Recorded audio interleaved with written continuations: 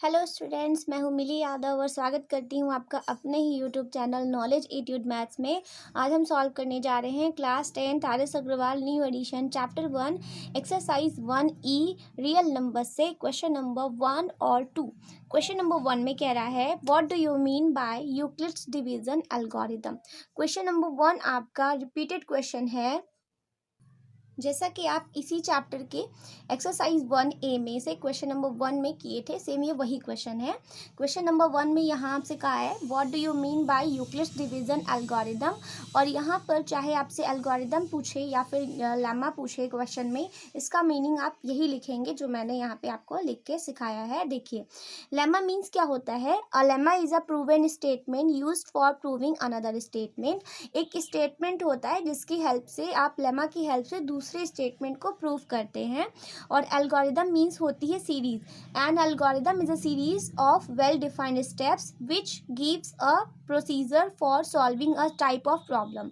ये आपको बस एक प्रोसीजर देता है जिससे आप उस टाइप के प्रॉब्लम को सॉल्व कर सकते हैं। और अब एल्गोरिथम और लेमा की मीनिंग समझ गए हैं, तो अब आपको यूक्लिड्स के बारे में समझना है कि यूक्लिड्स डिवीजन एल्गोरिथम क्या है। तो यूक्लिड्स डिवीजन एल्गोरिथम ये कहता है, states that for any two position integers a and b there exist unique integers q and r such that a is equal to bq plus r। means ये आपका कहता है कि जो आपका एल्गोरिथम होता है ये स्टेट करता है कि कोई भी दो आपके इंटीजर्स a और b, उसकी जो पोजीशन होती है वो unique integers q and r के साथ में कुछ इस टाइप से होती है, a is equal to b q plus r के फॉर्म में, जहाँ आपका a क्या होता है, a आपका होता है डिविडेंड, b आपका होता है डिविजर, q आपका होता है क्वोशिएंट और r आपका होता है रिमाइंडर। और रिमाइंडर की वैल्यू 0 के इक्वल या फिर उससे बड़ी हो सकती है, लेकिन b से कभी भी बड़ी नहीं होती। मीन्स डिविजर से छोटी ही रहती है आपकी वैल्यू। इतना थ्योरम तो आपके क्वेश्चन के लिए है। अब आपको समझाने के लिए ये चीज़ है कि जैसे अगर आप 5 को 2 से डिवाइड कर रहे हैं तो आप कैसे करेंगे। 2 से डिवाइड कर रहे हैं ना, तो 2 आपका डिवीज़र हो जाएगा, 5 आपका डिविडेंड हो जाएगा। फिर 2 2 4 टाइम्स जाएगा, फिर आप इसको जब माइनस करेंगे देन आपका 1 आता है, 1 इज़ द रिमाइंडर। आप यही चीज़ बस यहाँ पर हम रखते हैं कि जैसे a बाई बी है, यहाँ पर a आपका हो जाएगा डिविडेंड और b आपका हो जाएगा डिविज़र। तो इस टाइप से आप जब इसको सॉल्व करेंगे तो a is equal to b q plus r होता है। तो यही आपका a हो गया डिविडेंड, b हो गया डिविज़र, q होगा क्वोशिएंट और r हो गया आपका रिमाइंडर। और इसी टाइप से आप किसी भी स्टेटमेंट को सॉल्व कर सकते हैं। जैसे कि यहाँ 5 की वैल्यू भी, इधर भी 5 आ रहा है, इधर भी 5 आ रहा है, क्योंकि यहाँ पर 5 इज इक्वल टू डिविडेंड है और 5 इज इक्वल टू यहाँ पर आप 2 into two means divisor into quotient plus remainder करेंगे तब भी 5 आता है। तो लेफ्ट साइड और राइट साइड इक्वल होता है। तो बस यहाँ पे लेमा जो आपका है उसी की हेल्प से आप एक एल्गोरिथम बनाते हैं, एक सीरीज बनाते हैं और आपके क्वेश्चंस को सॉल्व करते हैं। इसकी हेल्प से आप HCF फाइंड करते हैं। HCF क्यों फाइंड करते हैं, क्योंकि तब तक फाइंड करते हैं आप इसकी हेल्प से जब तक इसका रिमाइंडर 0 नहीं आ जाता। तो यहाँ पर हम इसी की हेल्प से क्वेश्चंस को सॉल्व किए हैं। एक्सरसाइज 1A में था, आपको यहाँ पर बस इसी क्वेश्चन में सिर्फ ये करना था कि इसके बारे में स्टेट बताना था कि आप इससे क्या समझते हैं। तो जो क्वेश्चन आप पहले पढ़ चुके बस यहाँ पर वही चीज़ है। तो चलिए नेक्स्ट क्वेश्चन को भी सॉल्व कर लेते हैं। नेक्स्ट है आपका क्वेश्चन 2, कह रहा है state fundamental theorem of arithmetic. Means fundamental theorem of arithmetic क्या होती है, इसे हम समझ लेते हैं। तो ये जो आपका फंडामेंटल थ्योरम है ये आपकी एनसीईआरटी से क्वेश्चंस हैं। ये थ्योरम है एनसीईआरटी का 1.2 से।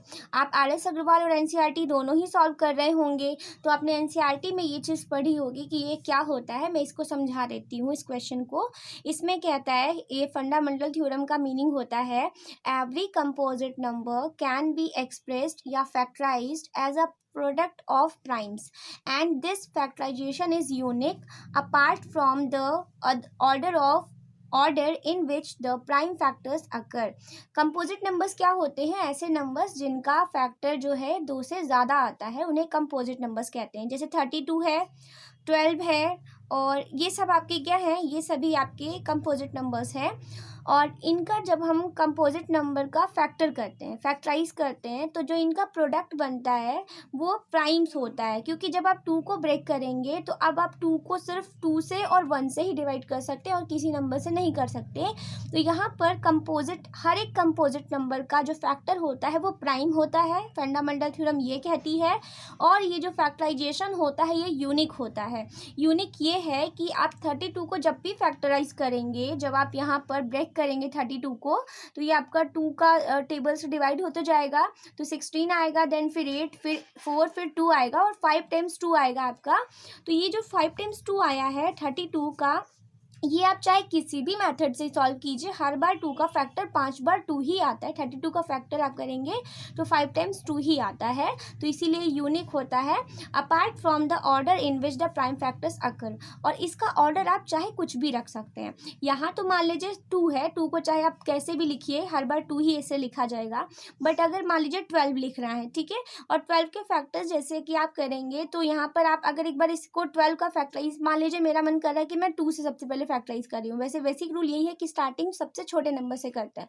तो 2 से फैक्टर करेंगे तो पहले आपका 2 6 जा 12, फिर 2 से करेंगे 2 3 जा 6, फिर उसके बाद 3 1 जा 3 आएगा। तो इसका एक फैक्टर तो ये आया, 2 इंटू 3 आया। बट अगर हम 12 का फैक्टर मान लीजिए 3 से स्टार्ट कर रहे हैं, तो इसका फैक्टर आपका 3 इंटू 2 भी हो सकता है। तो ऑर्डर इसका कुछ भी हो, बट फैक्टर में आप देख सकते हैं, चाहे आप 3 इंटू 2 लिखिए, चाहे 2 इंटू 3 लिखिए, या आप 2 इंटू 2 लिखिए, इन तीनों का जो मल्टीप्लाई होगा वो 12 ही तो आएगा। इनसे कोई फ़र्क नहीं पड़ने वाला कि आप इसका ऑर्डर कुछ भी करिए।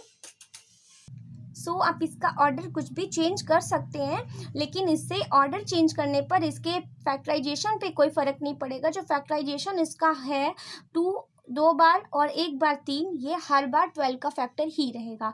ऐसे ही सारे नंबर्स के लिए भी फॉलो होता है।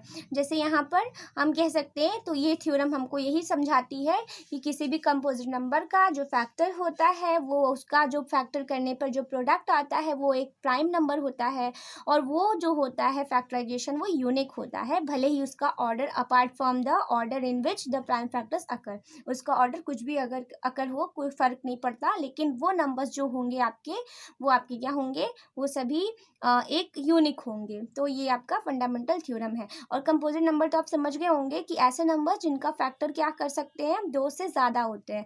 जैसे आपका अगर मान लीजिए मैं 8 की बात करती हूँ, 8 के फैक्टर्स क्या क्या आते हैं, 8 के फैक्टर्स 2 इंटू 2 इंटू ये इसके फैक्टर्स हो गए। इसके अलावा 8 1 से भी डिवाइड हो सकता है, 8 8 से भी डिवाइड हो सकता है। ऐसे मैं मान लीजिए 6 की बात करती हूँ, 6 के फैक्टर 1 भी है, 2 भी है, 3 भी है और 6 भी है। तो इतने सारे इसके फैक्टर्स हैं, तो जिसके 2 से ज़्यादा फैक्टर्स होते हैं वही आपके कंपोजिट नंबर होते हैं। और फंडामेंटल थ्योरम कंपोजिट नंबर्स के लिए ही होती है, या फिर आप किसी भी प्राइम नंबर्स का भी निकालेंगे फैक्टर, तब भी वो यूनिक ही रहेगा। क्योंकि अगर आप 7 का फैक्टर करेंगे तो सिर्फ क्या आएगा, 7 ही तो आएगा, 7 इंटू 1 आएगा, जो कि यूनिक है।